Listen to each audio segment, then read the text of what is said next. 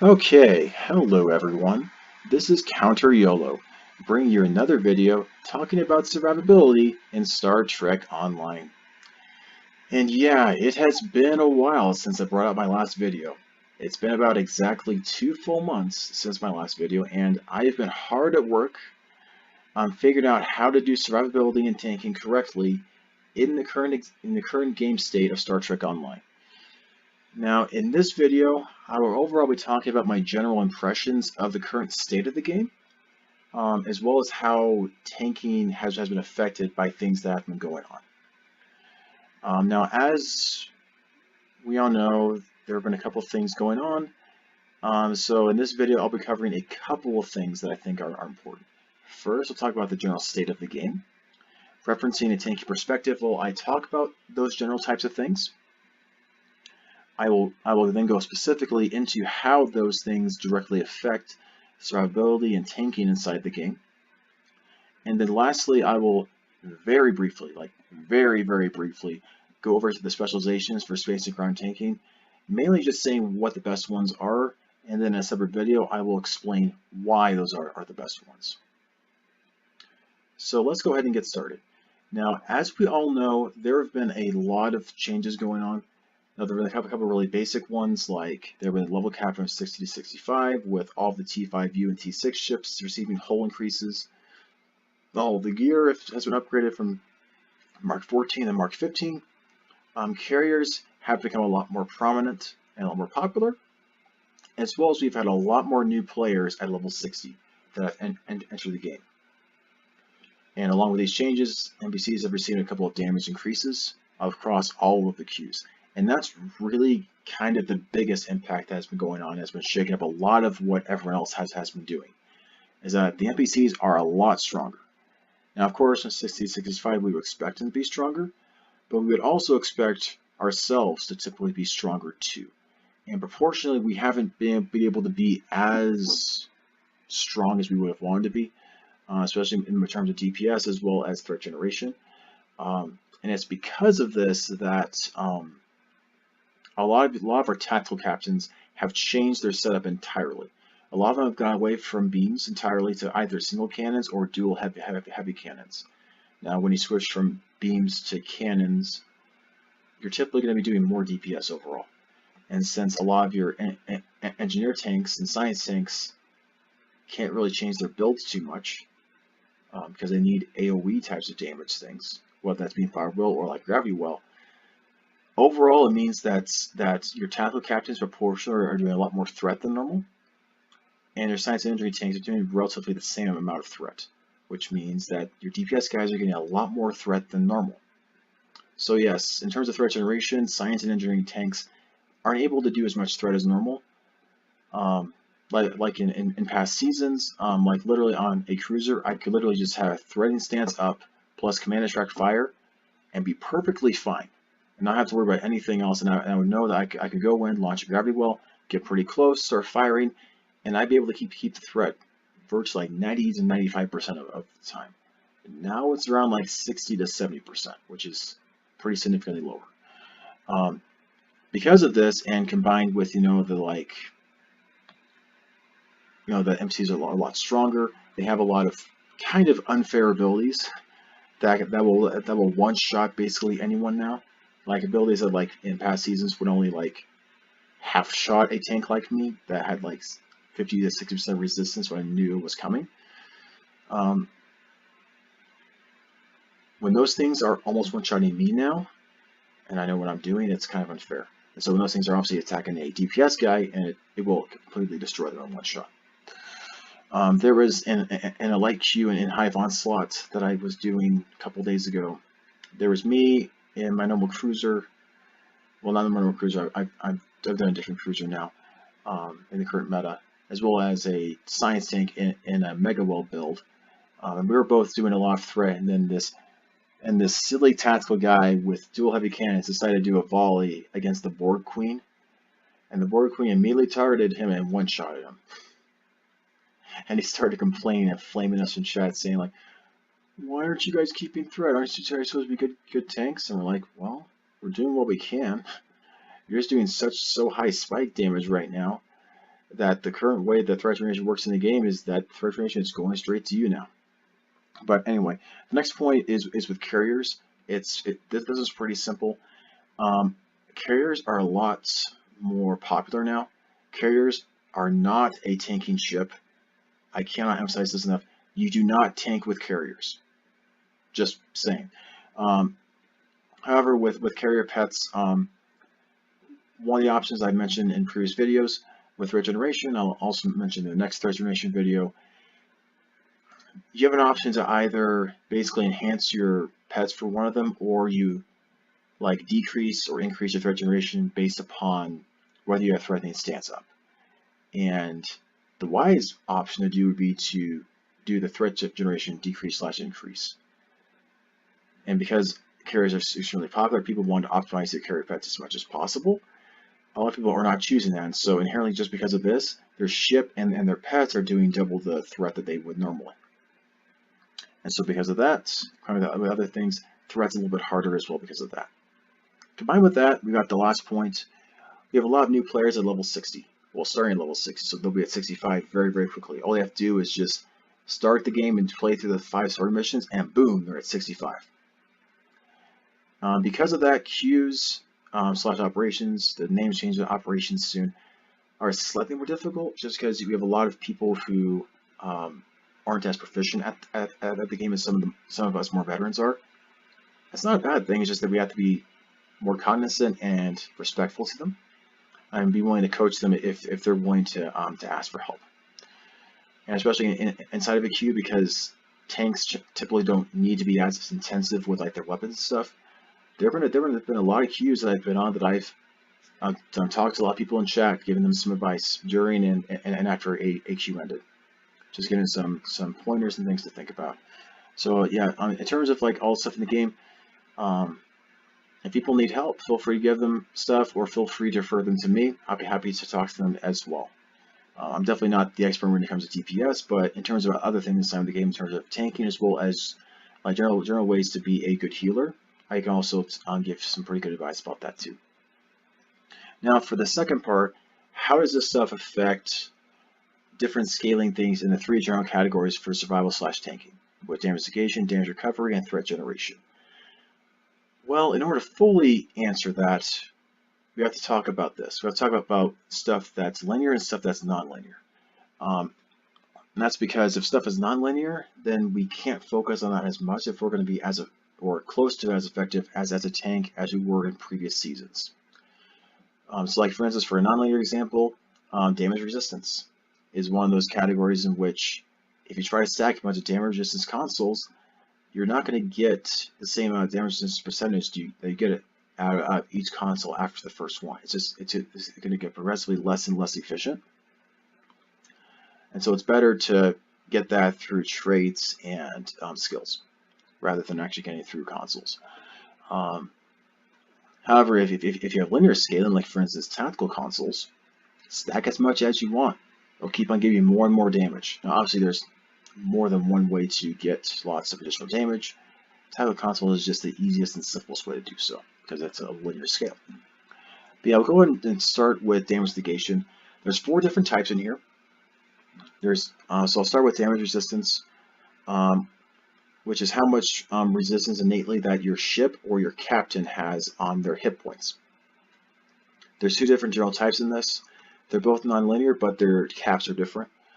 You have base, you have regular damage resistance, which most stuff in the game is regular damage resistance. It has a non-linear curve that has a cap at 75%, which you only get to this cap if you have 1,100 and I don't know something after that damage resistance, whether that's from consoles. You have to get it really through traits and abilities to get close to that. The other part is bonus damage resistance. There's a couple of specific consoles that give you bonus damage resistance. The most popular one is the DPRM console, but there are a couple of other ones. I think also, yeah, the special console on the long-range science vessels for Federation. Also, that one's also bonus damage resistance. You can actually get up to like in the 90s percentage points, like with that console, if you stack it with like the DPRM and a couple of other special ones too. So with bonus damage resistance, it is a non-linear curve as well, but you can get to 100% theoretically. You won't get to there, but like you get to like the super high 90s if you really time a lot of stuff correctly. The next category is shield resistance. This one's non-linear for the most part. There is one exception, but with shield resistance and bonus shield resistance, it's the same thing. Most stuff in the game is shield resistance when it comes to consoles and your bridge officer abilities. There's a couple of specific consoles that add bonus shield resistance. Most notably, the Dominion defense screen off of the Jem'Hadar strike ship and Jem'Hadar recon ship. That one is bonus shield resistance. That's why it goes up to 95% shield resistance under shields. It's because it's in bonus shield resistance and not regular shield resistance. Okay, now the last part here is shield hardness. It's a special type of shield resistance that scales linearly. And there's two sources of shield hardness. It's from either your skills, which any trait that enhances shield hardness is going to be based off of your skills. And you also get additional shield hardness based upon how high of a power setting your shield power setting is. And that all scales linearly, and so you're able to get a decent amount of shield resistance innately on your ship from all of that. Another category for damage negation is temporary hull and temporary hit points on your ship or on your captain. This is linear scaling simply because hull healing and scaling on raw hull is a linear scale. It's not very much scaling, but it is still definitely a linear scale. So this is a good category as well. It's not as good as you would think, but it's still okay. The other category, this last one, it's defense or dodge chance. In space, it's called defense, and on ground, it's called dodge chance. Dodge chance makes a little bit more sense than defense, but yeah, whatever. It is technically a non-linear regressive scaling, but because of how hard it is to get dodge chance or defense, if you can fit that stuff onto your build, increase it somehow, I would. Anyway, next category is damage recovery. There's your passive regeneration, and there's your active healing. Especially for shield regeneration, this can get pretty complicated to know which is which. When I cover this in a separate video, I will dive deep into how you can tell the difference between the two. You get passive hull and shield regeneration. First off, based upon what type of class your ship is. Cruisers innately have the highest, followed by science, followed by your escorts. Now, I'm actually not sure on this. I'm not sure if the different subcategories of each ones have different hull and shield base regenerations. All that I know is that along with those bases, there's also the general bases on your actual ships for your hull and shield caps. That ratio also will affect your passive hull and shield regeneration. So keep that in mind. Like whenever I get to my tank tier list in a week or so, there's a reason why I like certain ratios for hull and shields. There's also active healing, which is what it sounds like. It's your activatable stuff on your consoles, your bridge officer abilities, sometimes captain abilities too. And all this stuff is basically linear. So stack as much of this stuff as you want. This is really the way to tank now. Before, there was a lot of shield and damage resistance that you could stack to get very, very, very strong. Nowadays, you need a lot of regeneration to really do well. The last category is threat generation. This one's kind of deceiving because the only real linear scaling is DPS. With tactical guys on actual DPS stuff are really the ones that benefit the most. The rest of the stuff for threat generation is based just additional ratios that you just flat out put on your ship. Really, because of the way that stuff changed without getting like an additional ship category, we really needed a higher ratio on threatening stance and command attract fire. But since we didn't, the workaround that I have for the moment I'll probably think of a better solution eventually, but the current workaround is to use duty officers. There's a .ucon, I probably not saying the duty officer name correctly, with attack pattern delta to allow you to at least temporarily have a whole lot more shield or threatening stance and threat generation for your ship. That one's working decently okay at the high end, but it's just that whenever my attack pattern delta is down, my allies start getting hit as well as myself. So anyway, threat generation is a slight nerf. There is workarounds to make it about to where it really should be in terms of DPS overall. Now we're going to this last part. I'm not gonna dive into this. Over here on the screen, on the left side is for your cruisers, and then of course for engineer and tactical guys for the ground, and on the right is for your science guys in space and on ground. As to what for me with all my experimentation, like I experimented with like 17 different Gemidar guys for tactical engineering and science for this. In terms of different specializations, this is what seems to be working the best overall, and it's that Miracle Worker is the supreme leader, supreme specialization of them all right now. It's beating everything. Now on ground, Commando is definitely the go-to, but it's a force secondary, so you choose something else for your primary. I'd recommend Miracle Worker, but Command's pretty strong. If you're a science captain, also Temper Operative is fairly strong. Temper Operative is strong really more because of the trait that you get from it. It gives you a lot of hull and shield regeneration as you're going in reverse, which is the real strategy to go for if you're going to be a science tank. Like you zoom in, you launch a lot of your AoE stuff, and then you start going in reverse so that your arc stuff for your electropeels and stuff is still inside of it. And you're still getting regeneration from it too. That trait is also really, really good for the current Risa event ship, the one you get from going through the Risa thing for 25 days. That trait is very, very good for that ship too, and I'll be covering that in a later video as to why that's the case. But it is very, very strong with that ship. So TLDW, for those of you who didn't want to watch this whole video, want to skip to the very end, here we are. NPCs are a lot more difficult than they were prior. They're a lot harder to destroy. They have extra hard hitting abilities that are a bit unfair. High-end tanks will still breeze through any Elite story in the game right now, though. So tanks do not have to worry about story missions at all. It's really just that they aren't doing the full threat generation that they normally would inside of space.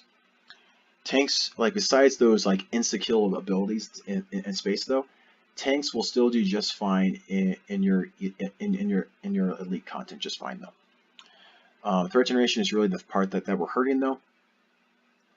You get if you use a couple of duty officers, you can remedy this. Anaku Khan is really the way to go for engineering and tactical officers. Actually, tactical officers really only need one because they have attack pattern alpha to compensate as well as your go down fighting trait. But yeah, overall, hull and shield generation is really the way to go to be super tanky now, which is why Miracle Worker is the go-to overall specialization to really go into as your primary, and that's the overall best one. For your secondary, if you want to be generally good on space and ground, Command is very strong. If you're specializing for just ground combat, Commando is extremely strong, even at just 2 specialization points, just to get your reinforced crouch for additional health regeneration. So yeah, here's the upcoming videos that I'm currently working on. I am doing little bits for every single one of them, so hopefully at least one video a week I'll be able to get out covering stuff in these various categories. For my tier lists, I will have Google Docs associated with them that will go over the tier list for those different ones, and as to why. And also inside the videos themselves, I'll talk about why the couple of cruisers and science tanks that I consider the best as to why I rank them so highly.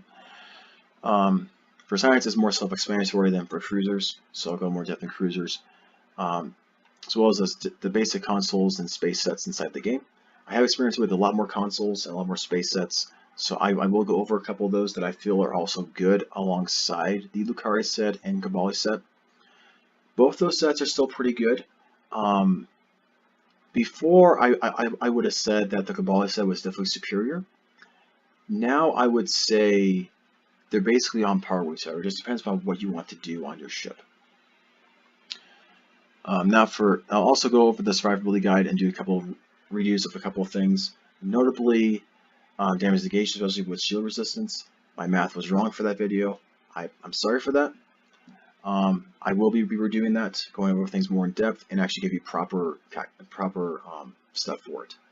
I haven't found good formulas though that take into account bonus shield resistance and bonus damage resistance inside the calculations very well.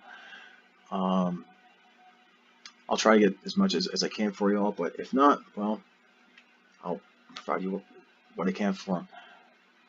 I'll also give you some example tank builds for science and cruisers. For cruisers, I can definitely give you some very good budget build ones. Because I'm very new to science tanking, I don't actually know at the moment what good budget build science tanks are actually out there right now. I'm going to try to experiment more to hopefully give you some ideas as to what might work okay at the budget end. One of the problems with science tanking that I will kind of cover is that you need duty officers in order for it to work okay. So maybe cheaper duty officers and being okay with that you're not going to be tanking the whole time. But yeah, I'll also be covering ground tanking, going over all three different types. For tackle tanking, which is the superior one for them all. Science tanking, which is very, very close to tactical, and then with engineering tanking, which is the hardest tanking of the three on the ground.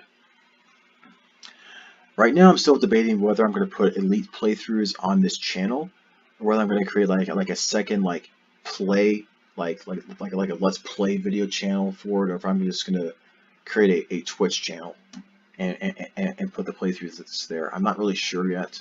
I'm still thinking about that. If y'all want to give me some preferences of what you all would want, let me know. If a lot of you want the elite playthroughs on this channel, I'd be happy to put them here too. It's just really up to you. But yeah, that's this video for now. Thank you all for watching, and enjoy the rest of your day.